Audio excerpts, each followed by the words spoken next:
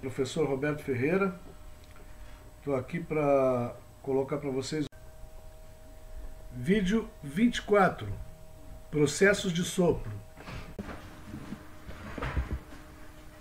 Para que serve o processamento de sopro, né? Produzir objetos ocos. Isso aqui já está tudo visto, não só estou deixando aí para dar uma repassada e para mostrar que eu coloquei para vocês. Isso aqui está tudo no polígrafo de vocês, tá?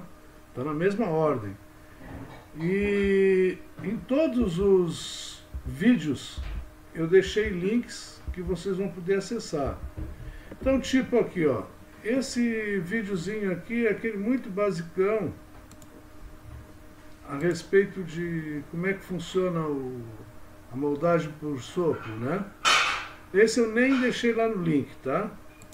Aí o que eu deixei, ó? Núcleo extrudado. I think you can make that last quick trip when the gas tank reads empty. This plastic container should come in real handy for the walk to your nearest gas station.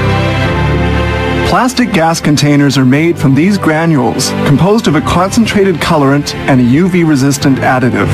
They're mixed with white granules, which is the primary material, called high-density polyethylene, and recycled plastic, which has been ground up in a granulator. It's all dumped into this milling machine. These granules are all mixed together and melted. The melted plastic will be blown in and will take shape within this mold made of very high quality, dense aluminum called aviation type. Blow molding continues and produces a soft plastic tube. This is cut and placed in the mold. Then this nozzle pumps the plastic into the mold shell. The container is unmolded and moves along on a conveyor.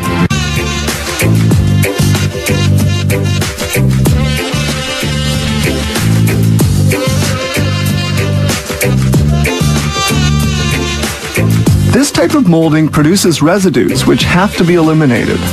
These surplus pieces are cut with this small saw. The now hardened scraps are sent to the granulator to be reduced into granules, which will be newly added into the mixer to make other plastic containers.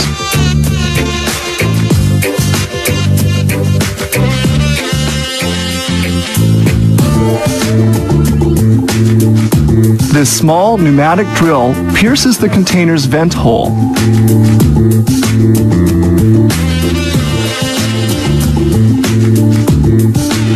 The container circulates from one step to another on the conveyor. The next steps will be accomplished by robotic arms. And then the final elements are attached, such as the pouring spout.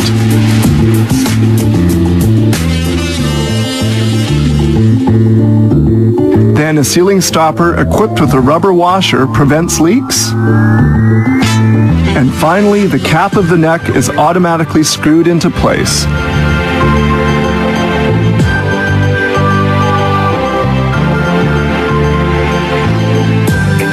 Depending on the thickness of the mold, the blowing procedure allows the production of between 30 and 120 containers an hour. The rotation process takes between 45 and 60 minutes to make a unit. Finished containers are now ready for packaging and delivery.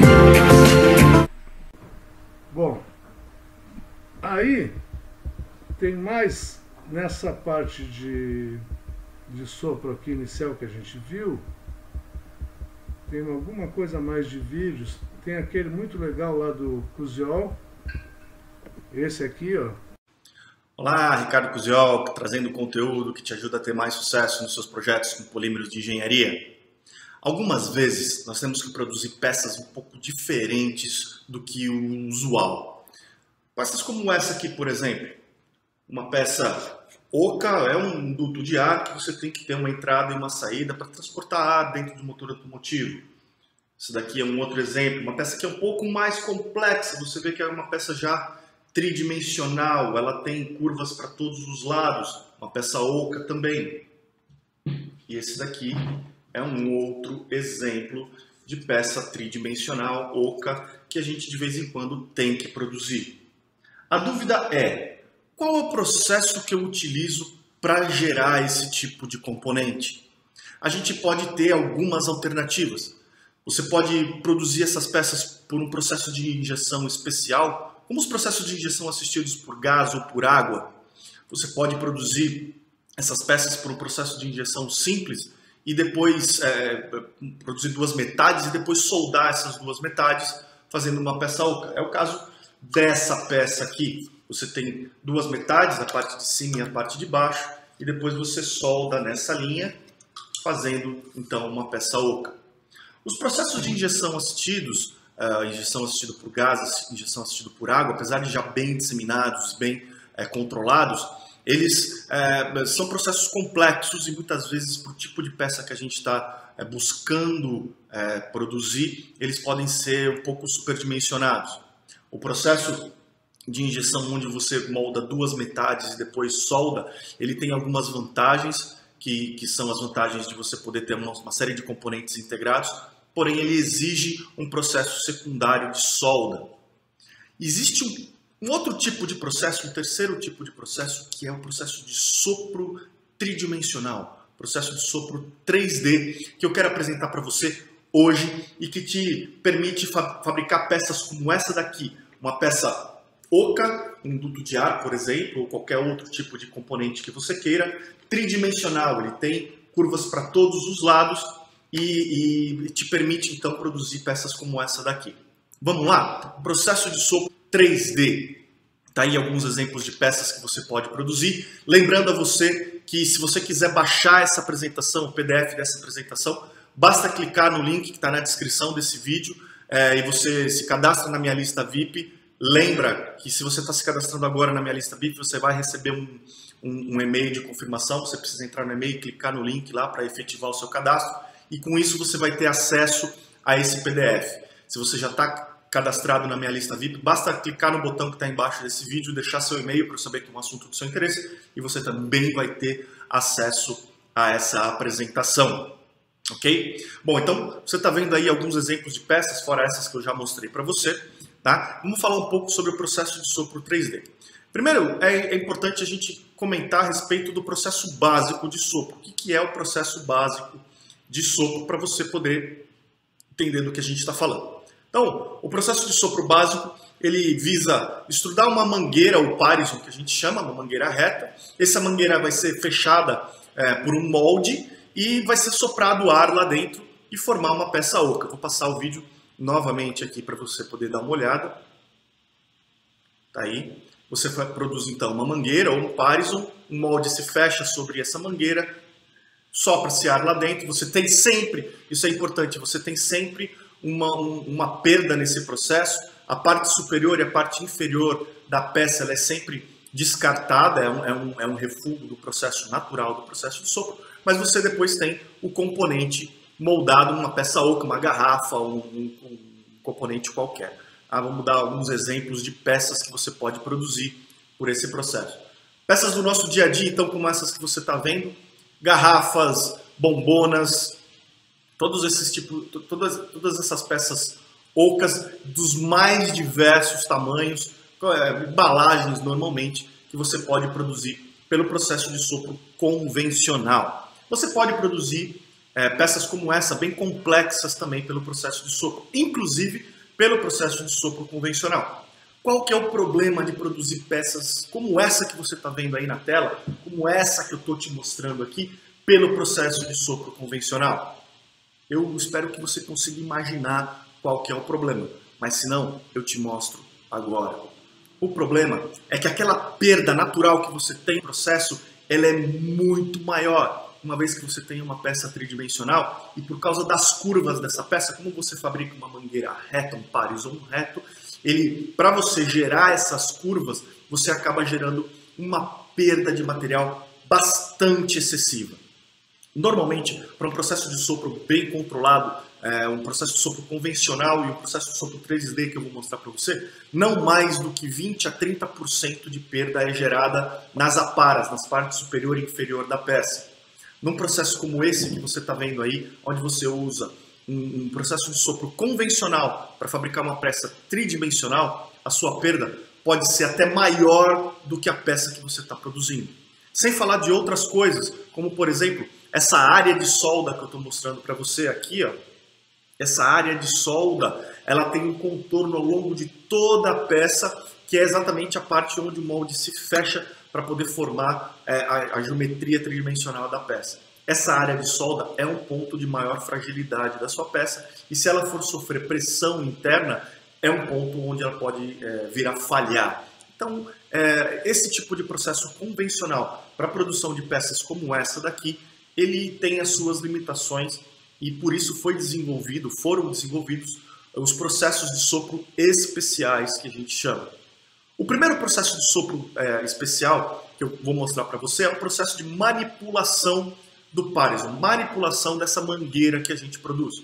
Ela ainda é uma mangueira reta, mas de alguma forma, com o uso de um robô, com o uso de um molde móvel, de um cabeçote de extrusão móvel, você vai depositando o Parison na geometria desse molde. Eu vou mostrar um vídeo para você agora de como isso funciona. Daí o robô pega a mangueira reta que foi produzido, o Parison, e aí ele vai depositar, ele está depositando agora, ó, você percebe a mangueira sendo depositada no molde com geometria tridimensional. Daí agora você vai ver o molde com o Parison, com a mangueira já depositada. Você percebe que ainda não está soprado, o molde se fecha, então, e aí vai ter o sopro lá dentro. Uma vez concluído o sopro, o molde se abre e agora você percebe que a peça já está formada com todos os detalhes aqui, né, as convolutas, todos os detalhes de moldagem dessa peça já estão prontos e é uma peça tridimensional, como você pode ver. Okay? Qual que é o problema desse tipo de processo em particular? Esse tipo de processo, à medida que o Parison ele fica muito tempo exposto ao ar atmosférico, ele está perdendo calor. E à medida que o robô deposita esse Parison no molde, ele também troca calor mais rapidamente de um lado do que do outro. Porque aquele lado que ficou em contato com o molde está perdendo calor mais do que o lado que está exposto à atmosfera. Você viu a hora que o molde foi se movendo para poder fazer o fechamento? Aquilo lá está causando congelamento de um lado do Parison mais do que do outro. E aí os problemas que você pode ter com esses, comparado com o que você deseja, que é a parte de baixo, que é uma parede bastante uniforme, você vai ter uma parede como essa de cima, como isso daqui, ó. Tá? Você vai ter diferença de espessura de parede, não por um problema de controle de processo, mas porque o Parison ele se solidificou mais de um lado do que do outro, ele tem a tendência de estirar mais de um lado do que do outro. Outras coisas que podem acontecer são essas daqui, uma má aparência superficial, exatamente pelo fato do material ter solidificado mais de um lado do que do outro, ele não consegue copiar a superfície, a textura do molde, ou se for um molde mais brilhante, ele não consegue copiar, e mesmo as convolutas ele tem muita dificuldade de preencher, uma vez que o material já está mais cristalizado. Qual que é a alternativa que existe? É o sopro 3D por sucção, que eu vou mostrar para você agora. Nesse tipo de processo, você tem a cavidade do molde e você aplica vácuo nessa cavidade. Você tem uma bomba de vácuo aqui embaixo, aplica vácuo na cavidade, e à medida que você produz o Parison, produz a mangueira nesse molde que ele permanece fechado, o vácuo vai puxando essa mangueira a percorrer todo o caminho de dentro do molde. Você então fecha a parte superior e a parte inferior, e uma agulha faz o sopro da peça acontecer pela parte de cima. E aí você tem a peça tridimensional, formada sem a necessidade daquela grande rebarba que a gente viu anteriormente. A única coisa que você perde nesse tipo de processo são as duas partes, superior e inferior da peça, onde são feitos os fechamentos. Como eu disse, esse tipo de perda gera aí entre 20% e 30% num processo bem regulado. Eu vou mostrar agora um vídeo comparando os dois processos, o processo convencional e o processo tridimensional, para você ter uma noção um pouco melhor. Olha lá, esse aqui é o processo 2D convencional, para você produzir um tipo de peça simples, que não tem muita rebarba, tá aí o exemplo, peça saindo do molde. Você vê que é uma peça simples, ela não é uma peça que tem muitas curvas. Agora, o molde fechado, aplica então um lubrificante, o vácuo vai puxando o Parison por dentro, fecha a parte de cima, ocorre o sopro quando o molde se abre, a peça está pronta. Aí você vê a peça já acabada e as duas partes, superior e inferior, que são as únicas perdas que você tem nesse processo. Ok? Então você tem aí então, uma peça tridimensional produzida pelo processo de sopro.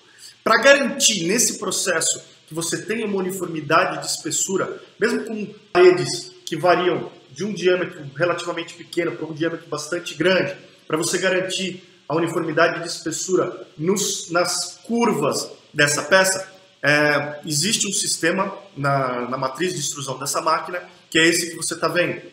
Ele se move para você jogar material para o lado que você quer. Então, nesse caso aqui, quando você tem mais material desse lado aqui do que desse lado, você tem uma possibilidade de estirar mais esse lado e ter uma espessura uniforme ao longo de toda a peça, com esse tipo de sistema que você está vendo no vídeo agora.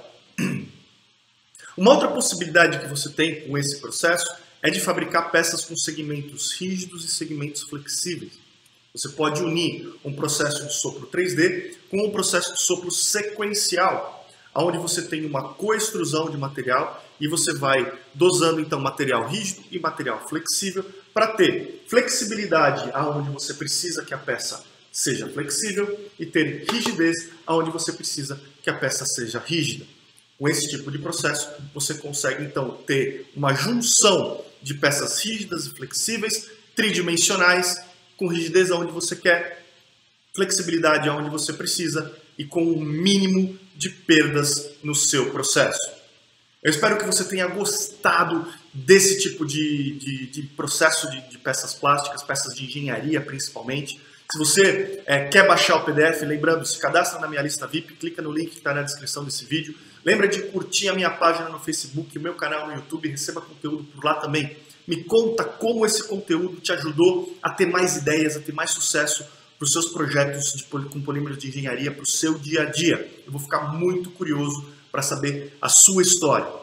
Me conta também outros assuntos que são do seu interesse para que eu possa preparar vídeos e artigos que vão te ajudar no seu dia a dia. A gente se vê nos próximos vídeos. Um grande abraço e até lá. Aí ó, aquela parte de fazer peça oca com sopro, né? Que tem grandes volumes e pequenos pesos. Faz um pares um grande, dá um pré-sopro, fecha as extremidades e com ele ainda maleável, coloca ele numa moldagem, ele vai, macho fêmea, né? E ele vai ficar com ar entre as partes, não vai deixar colapsar, tá? Esse aqui de injeção sopro também é muito basicão, não botei lá, tá? Que nós já vimos em sala de aula, certo? Aquele lá que mostra a extração do pino, depois vai para uma máquina para soprar, tá? Injeta a pré-forma, aí a pré-forma sai, aproveita que está quente ainda, dá uma reaquecida se necessário, aí sopra e retira o pino e volta para injetar de novo, tá? Esse eu não deixei. Aí aquela parte de injeção sopro de 3 estações, tá? Rotativa, a 120 graus. Uma outra de 4 estações, a 90 graus. Parte de estiramento sopro, tem uns bem basicão aqui, ó, sopro de performa. E esse outro, sopro vídeo 4, esse aqui, que é a respeito de uma máquina igual que nós temos aí, mas tá muito feio, nem botei. Deixei esse aqui, que eu acho que é bem legal. Whether you're buying apple juice or peanut butter, you've probably noticed that fewer products come in glass containers these days, and that more and more items come in plastic packaging. Plastic bottles and jars are lighter to carry and leave no shards of glass to clean up if you drop your grocery bag. Many transparent bottles and jars are made from a type of plastic called polyethylene terephthalate, or PET. An automated mixer combines PET pellets with flakes of recycled PET. Reprocessed plastic loses some of its physical properties, so the recycled content can't exceed 10%. The PET drops from the mixer into a plastic injection machine that heats it to a piping 315 degrees Celsius. The dry raw material melts into thick and gooey liquid plastic. The machine then shoots it at high pressure into a mold. This plastic injection molding process casts pieces of plastic called preforms, starter shapes that subsequent machines will transform into bottles or jars. The molded preforms harden almost instantly, thanks to a built-in cooling system. These preforms are now on their way to becoming single-serving juice bottles. This is another plastic injection molding machine. It uses the same method to make preforms for a different model, 1.5 to 2 liter bottles.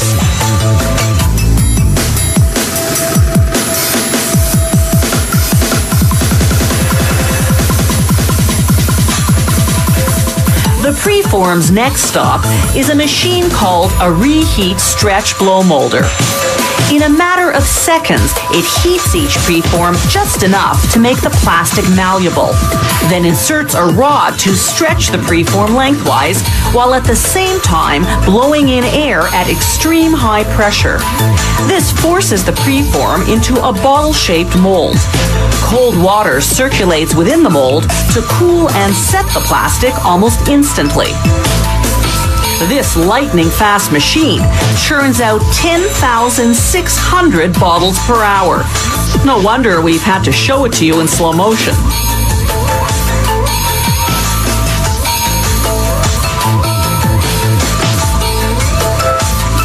A conveyor belt transports the finished bottles to the packaging area.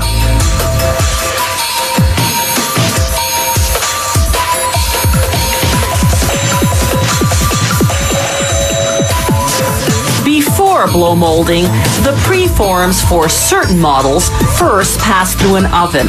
A technician sets the heat level of each infrared oven lamp individually, applying more or less heat at various points to influence the thickness and shaping of the plastic.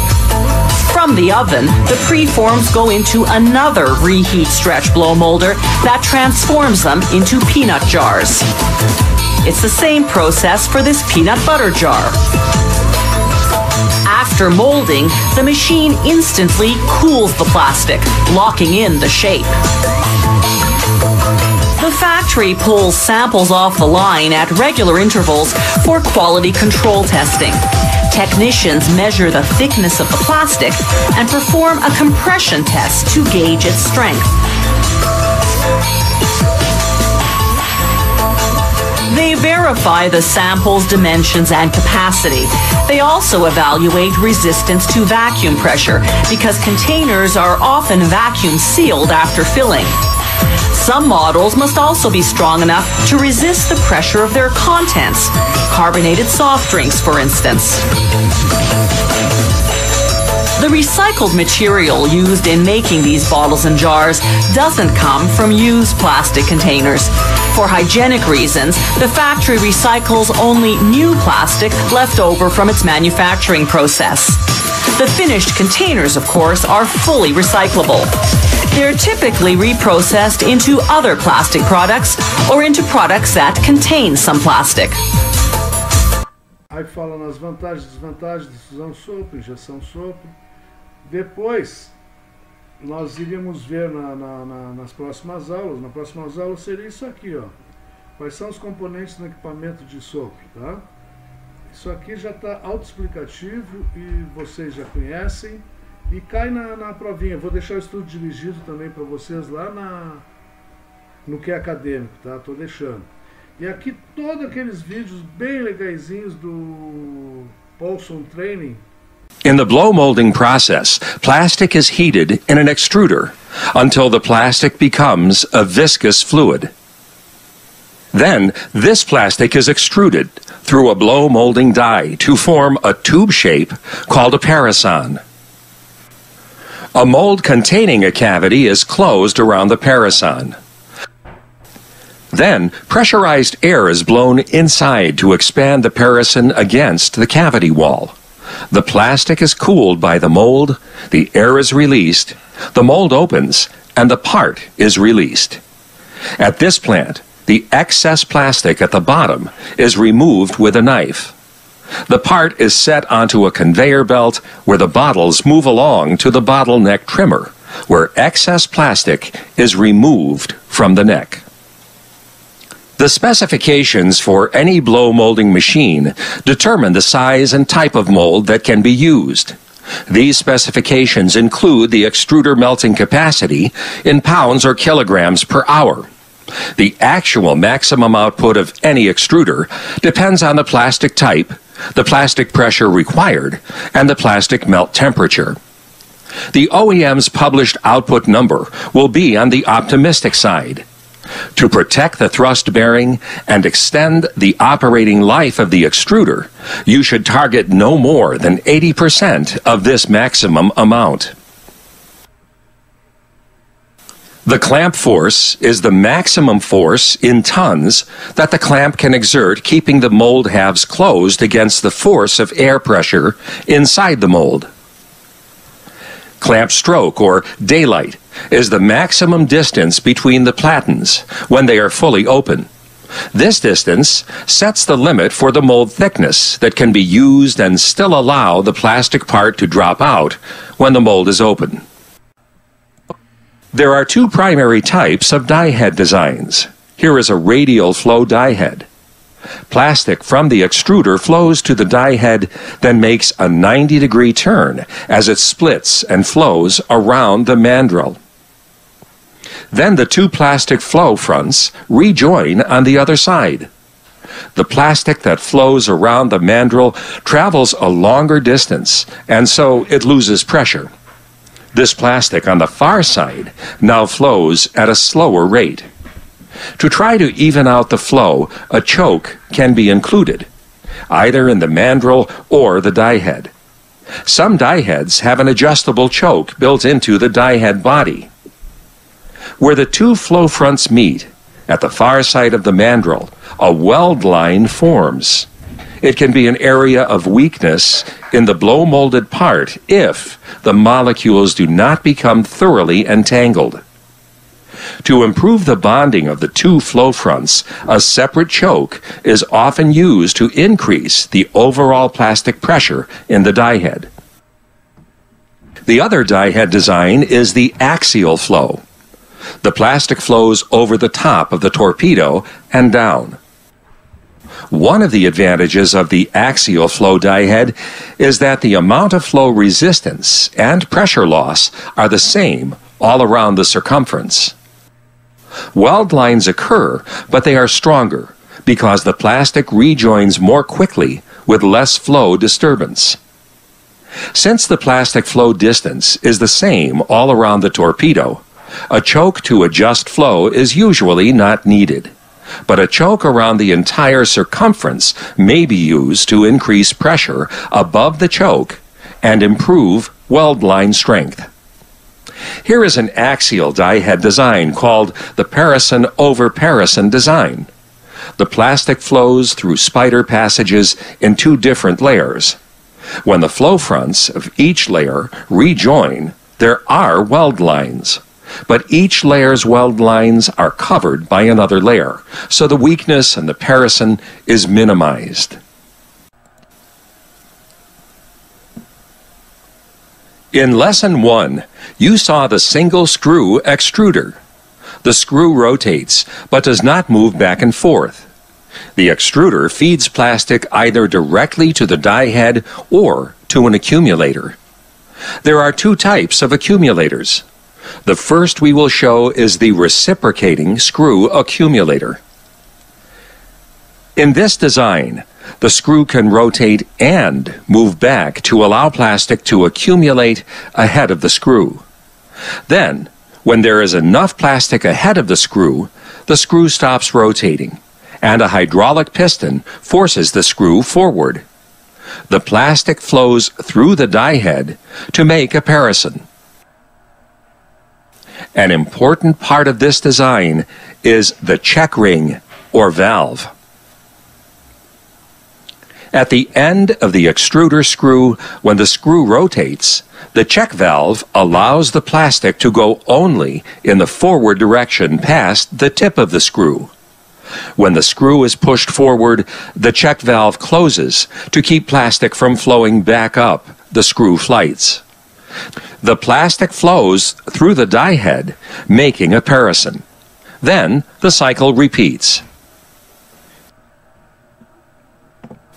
As a general rule, we want the plastic to have the correct temperature when it leaves the extruder. We should not change its temperature in the die head. The die head has its own heater bands and temperature controls. They should be used to maintain the plastic temperature, not change it. The more common type of accumulator is one that is built into the die head, the die head accumulator. Here, the plastic enters the die head from the extruder. The plastic pressure forces the ram up.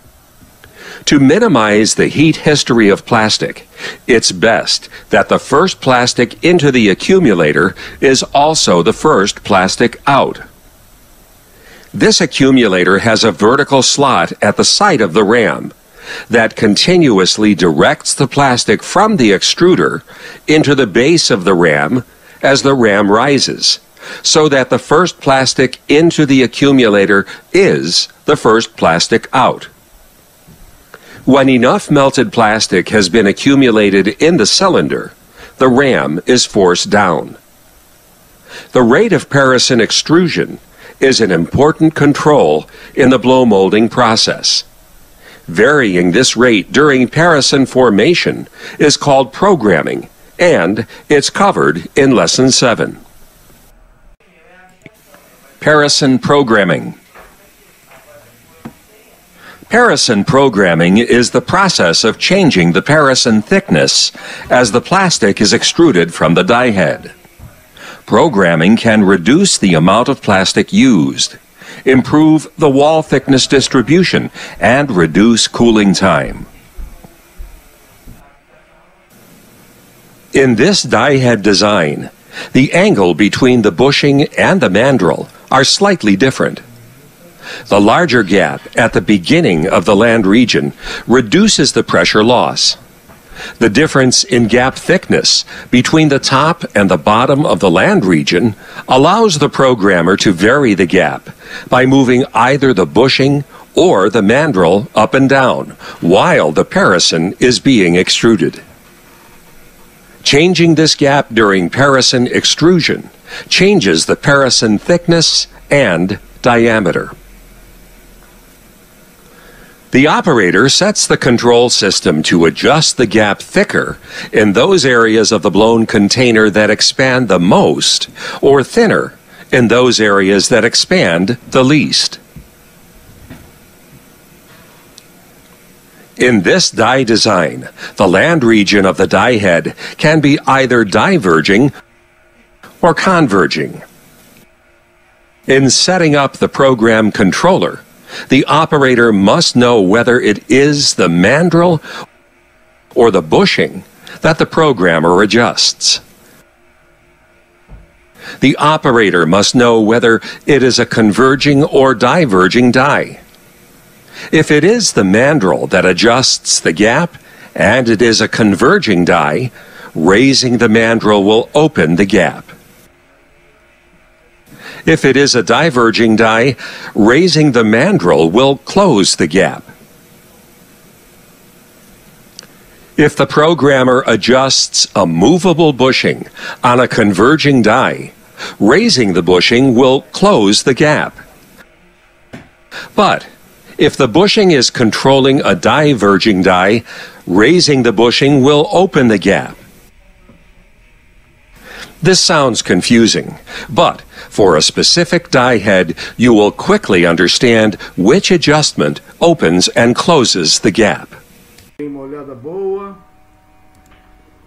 vejam bem, criem dúvidas, me falem qualquer coisa, falem com a Júlia, concentrem com ela, façam um brainstorming aí à distância, bata um papo, falei as dúvidas de cada um, concentre nela que ela me passa e eu consigo passar, responder a vocês e tirar dúvidas, tá? Bom, isso é o que nós já tínhamos visto.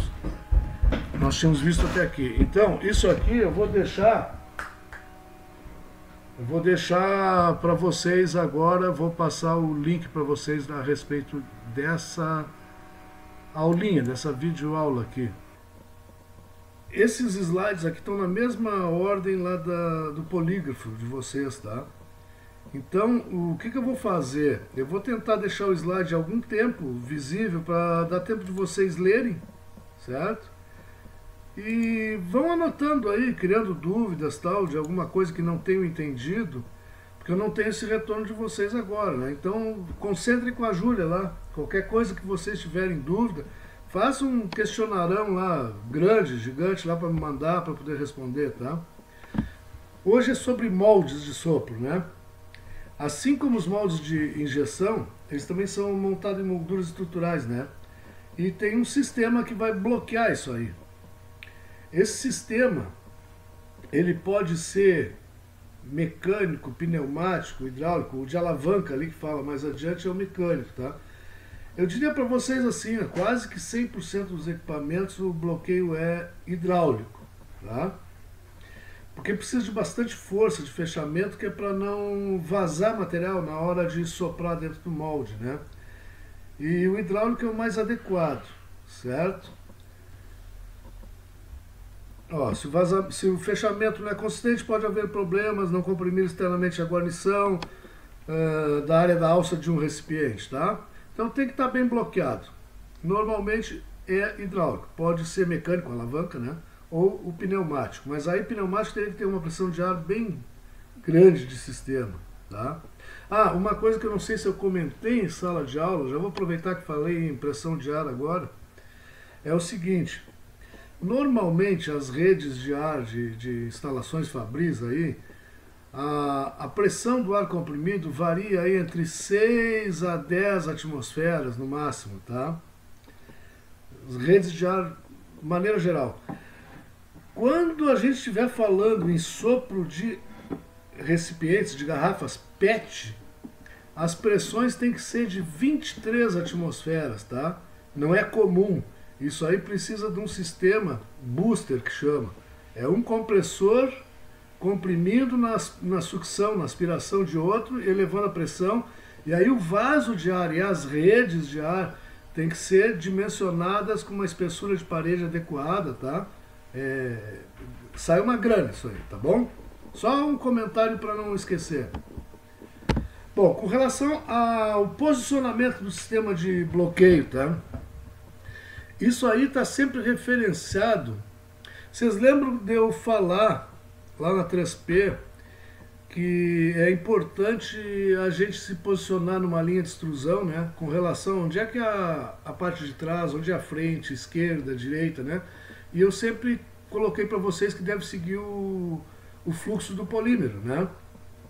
Então, o polímero entrando no funil, está lá atrás, aí ele vai ser plastificado. No caso do sopro, ele vai ser fundido e vai escoar num Parison, né, lá na frente, certo? Esses tipo de posicionamento, ó, em L, o tipo de formato L tem a linha divisora em um ângulo de 90 graus, a linha central da extrusora. O tipo de formato em T tem a linha divisora em linha com a linha central da extrusora. A abertura do molde é perpendicular à linha central da máquina. Então, pode ficar meio difícil de entender. Vamos fazer o seguinte. Nós somos o Parison escoando na matriz, certo? Se imaginem assim, vocês estão escoando da matriz como Parison. Se vocês olharem para frente e vier um cara de braço aberto para abraçar vocês, que é o molde, vocês estão num formato em L. Se vocês olharem para o lado e vier moldes abertos para abraçar vocês, é o formato T, tá? Então é isso aí. É só guardar essa referência. O formato em L vai estar à frente ou atrás do Parison e o formato em T é nas laterais, tá? Tem um outro tipo que é dipórtico, que é independente, o arranjo dele de montagem dos moldes e do bloqueio é separado do equipamento, tá? Isso aí facilita para uma série de coisas, até para ajuste de posicionamento da matriz ali, ó, o ajuste de macho e fêmea para dar um bom ajuste de espessura no perímetro, tá? Esse formato é bem mais fácil, esse arranjo aí. A nossa máquina ali, a Becon, a sopradora, ela não é assim, tá? Ela é em T, certo? E fica difícil de estar ajustando a matriz, porque é tudo muito apertado. Bom, o que precisa fazer o sistema de bloqueio? Tem que ir lá e fechar e apertar o molde, tem que conseguir esmagar o material na base, formando aquela cauda, né, o flash, né, e nesse esmagamento ele quase que corta o flash fora, né. Mover o molde em velocidades diferentes para minimizar choques, reduzir o rasgamento do produto e obter solos mais fortes. O fechamento a alta velocidade final pode melhorar a força da solda. Mudar e dar forma à parte superior do produto. Moldar. Abrir o molde de modo que o produto possa ser injetado. Bom, é lógico, né? Ele faz todas as movimentações do molde. O que acontece, por exemplo, na máquina Becon, aí na escola? Ela é fechamento hidráulico e cada vez que se aciona o fechamento do molde, abre uma solenoide, uma válvula elétrica, e a pressão do hidráulico é colocada instantaneamente na mangueira lá, tá? Para movimentação do pistão lá que vai mover o molde. E ele vem a toda velocidade e choca uma metade do molde na outra. O ideal é que isso aí fosse feito a grande velocidade, mas quando chegasse próximo de encostar as duas metades do molde, que ele tivesse uma velocidade diferenciada para não bater, tá? Isso aí só é conseguido com válvulas elétricas proporcionais, tá? Que nem tem muitas no sistema de injeção, tá bom? A braçadeira. A braçadeira é aquele mesmo sistema da injetora lá que mantém fechado o molde, tá? O fechamento da moldura deve ser sincronizado e paralelo para produzir peças aceitáveis. Fechamento total das molduras deve ser suave, sem hesitação ou recuos, especialmente durante o fechamento final. Caso contrário, resultará num esmagamento ineficiente. E também pode haver vazamento de produto, tá? Para fora do molde. No método de acumulador, geralmente é uma prensa estacionária. Às vezes em trilho, que são movimentados somente para a instalação do molde. O método contínuo tem os diversos sistemas alternativos da prensa. Prensa recíproca, moldes de cavidades múltiplas, vários pares que estão sendo extrusados, tá? Vou mostrar um videozinho adiante aqui que já está disponível lá para vocês, que mostra um sistema de roda gigante, tá? Aí vai dar para vocês entenderem legal aí. Prensa subindo ou vertical, quer dizer,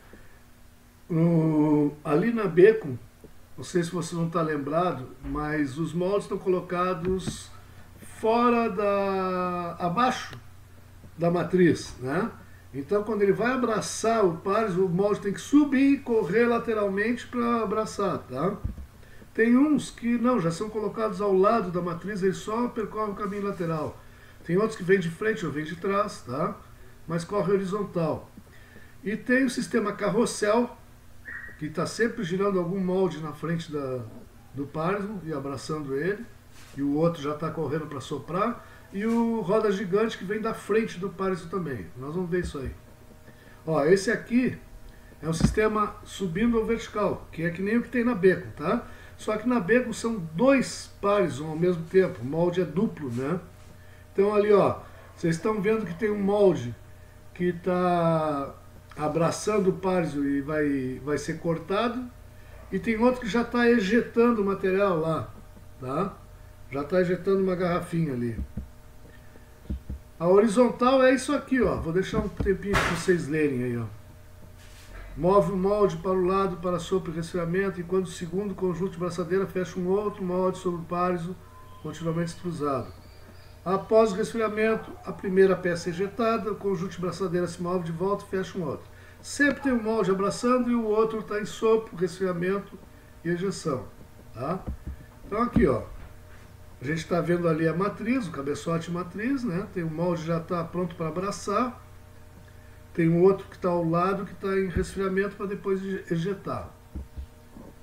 O de válvula direcional é meio diferentão. O que acontece? Os moldes ficam estacionários e o que se movimenta é o cabeçote matriz. Tá? Ele vai para um molde e para outro. Então o cabeçote é que se movimenta. Tá?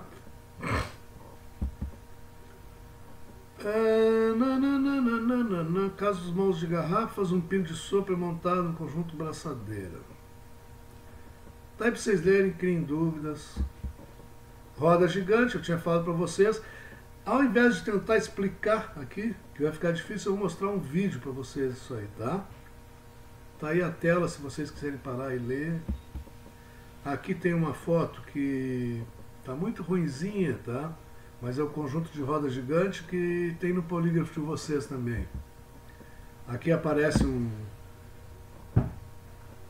diagrama, aqui, um croquis, né, de como que é feito. Ó. Mas se vocês notarem, é a extrusão de um Parison, porém está alinhado com a linha da extrusora, tá? O Parison se desloca para frente aqui, ó. E essa roda gigante está sempre girando, tá? O molde que abriu aqui e soltou esse cara soprado, vocês vejam que tem sempre uma perda grande, ó. Isso aqui tudo é recorte depois, tá? Que sobrou. Esse aqui é um objeto soprado. Esse molde, quando abrir aqui para sair fora, esse mangote com os objetos soprados está saindo contínuo, tá? Está sendo ejetado e vai passar provavelmente por um robô que vai cortar essas partes aqui e reaproveitar. Esse molde está girando aberto aqui, ó, e vai chegar lá e abraçar o Parison. Ele fecha e aí já entra por dentro da roda gigante um pino de sopro para soprar a peça, tá? Fica em resfriamento um tempo até abrir de novo aqui. Sempre está abraçando o Parison contínuo. Então, o Parison contínuo, tá? Parte dele vai sair como uma mangueirinha lá presa no soprado. Aqui explica isso aí que eu tentei explicar para vocês, tá? Fica para vocês darem uma lida. Aqui também. E esse aqui, ó, deixei o link aqui. A high volume form of blow molding uses many molds mounted onto a continuously rotating wheel mechanism. The extruder creates a hollow tube, and as the wheel rotates, each of its molds will open, grab a parison from the extruder die, blow the parison into a bottle, allow it to cool, and then place it onto a conveyor, producing a continuous stream of finished bottles originating from that continuous flow of plastic from the extruder.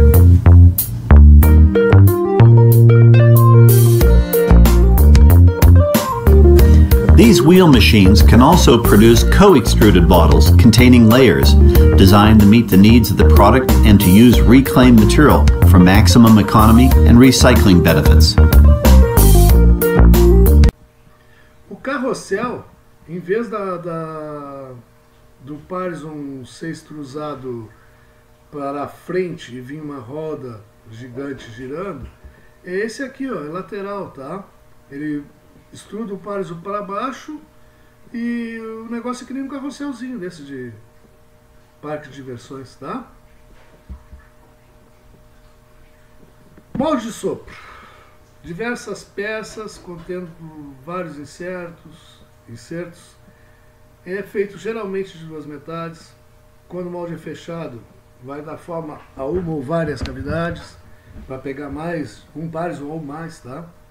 As metades são geralmente semelhantes. Para peças industriais são diferentes, tá? Uma parte do molde é diferente da outra, porque o recipiente tem formato diferente de um lado e do outro, ele não é parelhinho, tá?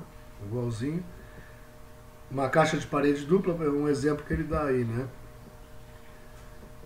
Matérias-primas para moldes. Aí é que tá, ó. O molde, o que se exige dele, o que a gente quer dele?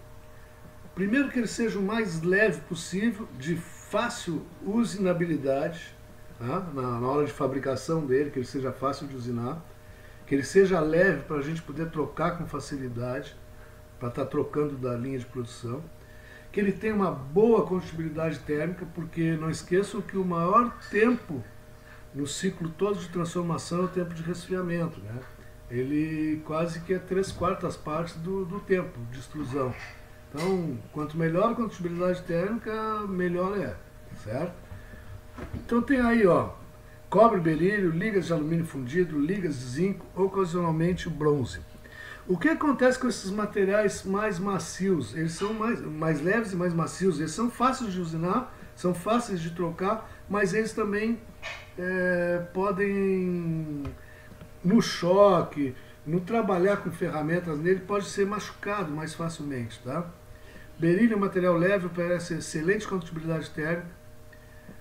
Grande cuidado deve ser tomado usinando ligas de cobre-berílio por causa da natureza tóxica do berílio. Então, se você estiver envolvido na usinagem, tem que ter cuidado, porque ele é tóxico, tá? Esse é um dos problemas do cobre-berílio. Mas é fabricado muita coisa em cobre-berílio atualmente, tá? O alumínio é o mais macio, bem facinho de usinar. Eles desgastam mais facilmente, por serem mais macios, né? Se danificam no seu alojamento, são mais fáceis de usinar, que nem eu tinha falado, tá? Os moldes podem ser de aço também, tem maior durabilidade, são mais pesados, mais caros, mais difíceis de usinar do que aqueles de liga não ferrosa. Peso mais elevado, mais tempo de instalação no alojamento, condutibilidade de calor é pior, né, inferior, velocidade de arrefecimento mais lenta, ciclo de resfriamento mais longo, tá? Taxa de produção mais baixa.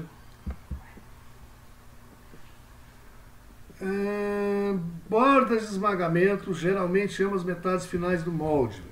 Quer dizer, as bordas que vão esmagar, fazer a solda do fundo de frasco, normalmente são postiças, não são do mesmo material do molde, tá? São aparafusadas, são encaixadas aparafusadas, são do material duro, para fornecer uma boa solda, tá? Pino de sopro tem que ter, né? Tem que ter os canais internos de resfriamento do molde, para resfriar com água, ou algum outro líquido de arrefecimento, mas normalmente é água. Pinos de guia e buchas das placas laterais em ambas metades, dispositivos exatos de guia, e tem que também prever a retirada do ar de dentro do molde, tá? Vamos dar uma olhada nisso aí. Aqui, ó, aparece um molde com as suas duas metades abertas. O que são buchas e guias, tá? Vocês conseguem visualizar aqui, ó, são pinos, tá?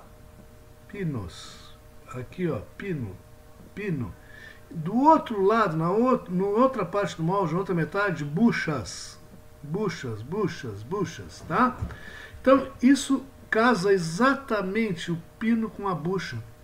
E o molde fica frontal ao outro bem certinho, quer dizer, a sua linha daqui com a sua linha daqui vai casar exatamente igual e não vai se mover, tá?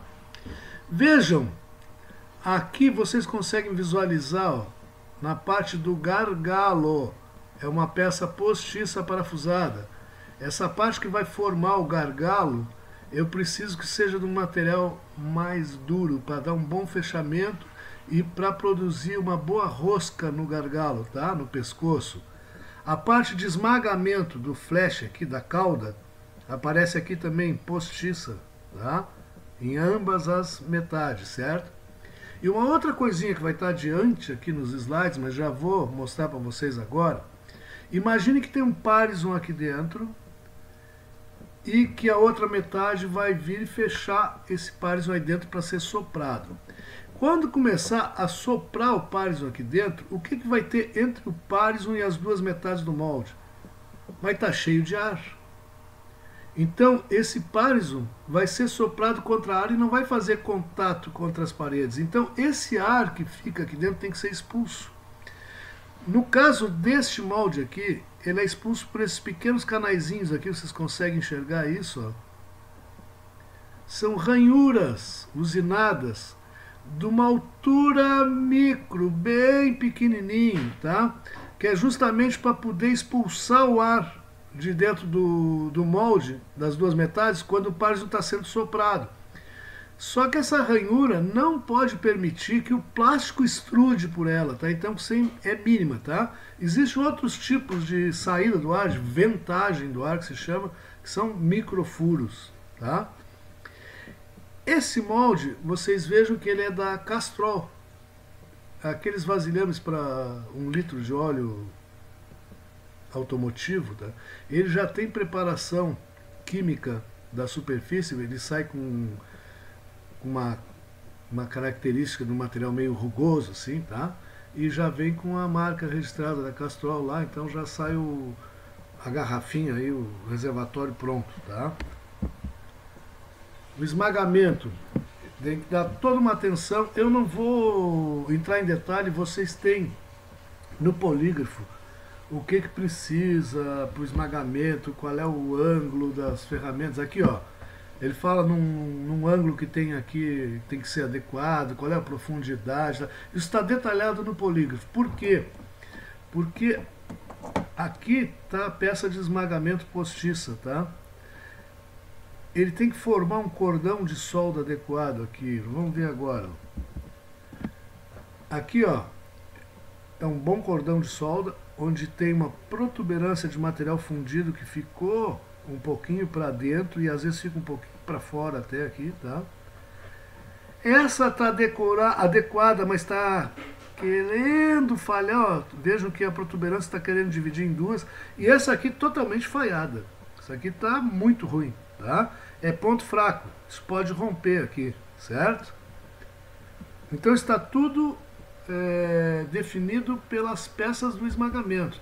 Aqui tem um desenho que vocês têm no polígrafo, foi com uma tabelinha até, definindo a geometria toda de como é que tem que ser o projeto disso aí, tá?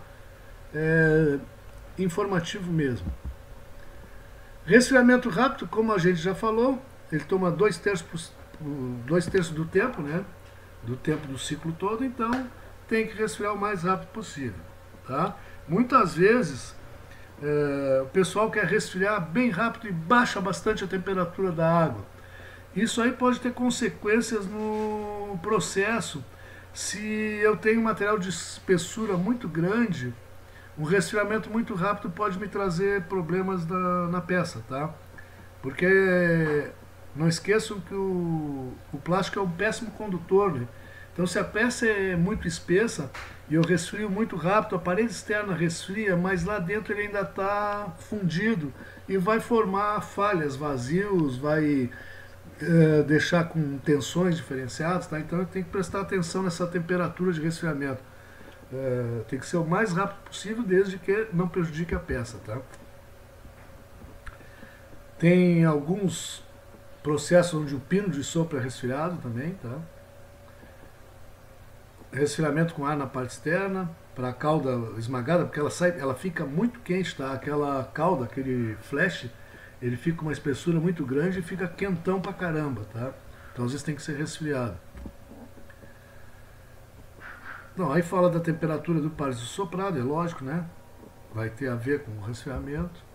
Aqui aparecem uns diagramazinhos de como são feitos os canais de resfriamento, como é que podem ser feitos, tá? Mais de uma maneira para resfriamento rápido. Ar e umidade. Então, isso aqui que eu falava lá de tem que ventar o ar de dentro do molde.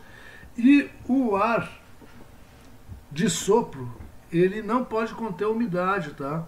Porque imagine, se eu soprar dentro do parzo o ar úmido, essa umidade vai acabar evaporando dentro da superfície e vai trazer problema de superfície, né? Vai ficar todo cheio de bexiguinha, todo com varicela, tá bom? Aqui mostra, ó, alguns detalhes de ventagem de molde.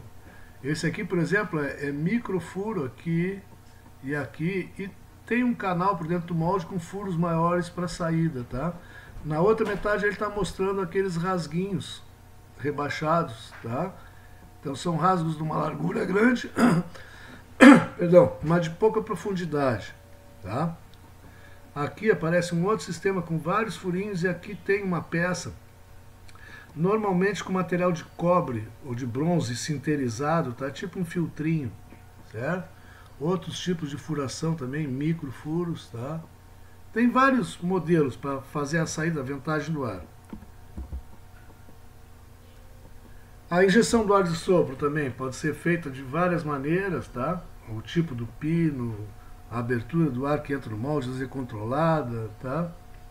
Fica para vocês darem uma lida.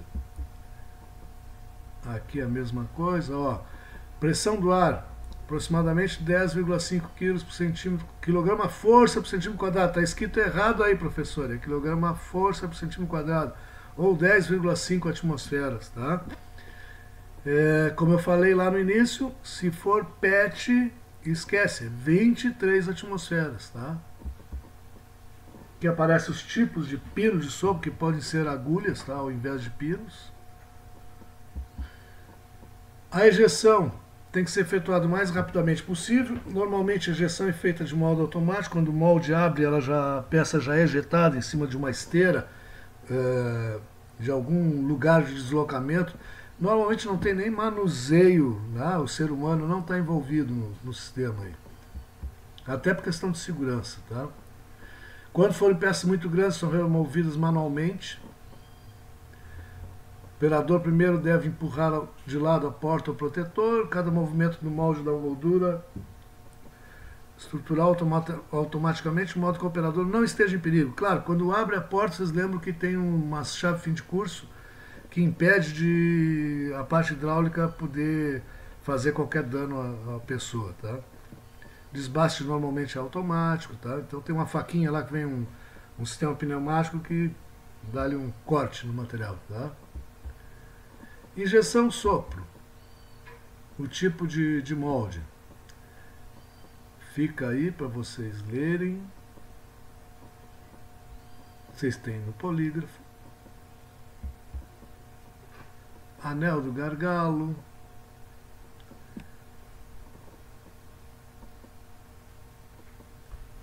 Ou da pré-forma, tá? O que acontece quando eu vou injetar? Quando é pré-forma e não é molde de sopro, tá? É um material injetado. A pré-forma a gente consegue fazer ela de uma espessura bem parelha. A pré-forma não contém qualquer solda e o gargalo é muito bem feito, ele é injetado, então permite um desenho de rosca do gargalo muito boa, tá? Então as pré-formas são feitas para produtos carbonatados, refrigerantes ou produtos que a gente necessite de ter uma pressão interna maior e que a gente queira não haver possibilidade de vazamento e com controle de espessura adequado, tá? Cavidade da pré-forma. Vocês têm uma disciplina que eu acho que é com o professor Wurzel a respeito de moldes, né? O que ele estiver vendo com vocês de molde de injeção serve para cá, tá? Porque a pré-forma é um injetado, certo? Então aqui vai aparecer, ó, várias peças de como é que é feita toda essa parte dos injetados. Eu vou passar batido aqui, tá? Nessa parte de... Não é interesse... Vocês têm material para pesquisa se necessitar, tá? Mas não há interesse de comentar aqui. Ácido núcleo. Estou passando batidão, tá?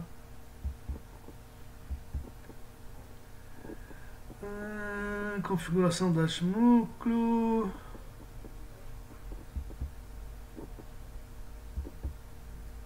Eu acho que essa... aqui eu queria mostrar uma coisinha para vocês. Vocês estão vendo um material aí, uma molde para soprar peças injetadas, tá? Para pré-formas. Essa aqui, ó, aquela lá não, tá? Mas essa aqui, ó.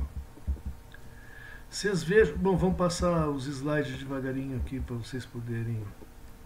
Aqui, ó, o plug inferior é uma parte independente da cavidade do molde de sopro e da forma a configuração inferior do recipiente. Preste atenção nos fundos de garrafas de refrigerante dessas carbonatadas. Ele tem todo um desenho especial. Para quê? Para conferir uma parte mecânica mais estruturada, mais reforçada, tá? E ali não existe solda. Vamos ver aqui, ó. Agora eu só deixei um tempinho aqui para vocês poderem ler. Aqui, ó. Tem as duas metades do molde, mas o plug inferior é uma terceira parte, tá? Que ele faz o fechamento por baixo. Então a pré-forma, quando ela for estirada e soprada aqui dentro, ela vai ser soprada também contra o fundo, mas não deixa a solda, tá? Olha que esse fundo é todo cheio de desenho diferente aqui, ó, tá? Ele produz uma estruturação mecânica para a peça, certo? Aí tem umas pesquisas de defeitos que vocês podem dar uma olhadinha, mas como é que se faz para pesquisar defeitos e arrumar soluções, tá? É tudo que vocês já sabem a respeito de controle de qualidade. Estou sempre à disposição nos meus e-mails para tirar qualquer dúvida que possa ter ficado. Não se furtem de me consultar. Um abraço a todos.